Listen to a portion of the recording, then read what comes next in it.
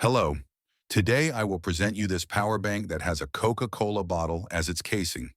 You will help me a lot if you subscribe to my channel and like this video and even tell your opinion in the comments below. I will continue by presenting you how this power bank was created. Let's start by drilling a hole in the bottle cap and cutting off the bottom. I will insert the adapter into the cap and secure it with a washer and a nut. I will clamp the cables and pliers to be able to create the connections with the USB cable, and I will seal the connection using heat shrink tubing and a little insulating tape.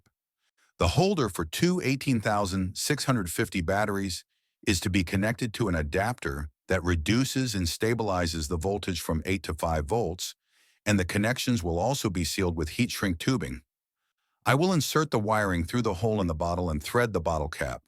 I will insert the batteries into the holder and connect the USB plug to the adapter, and the entire circuit will be inserted into the glass, taking care not to damage the wiring.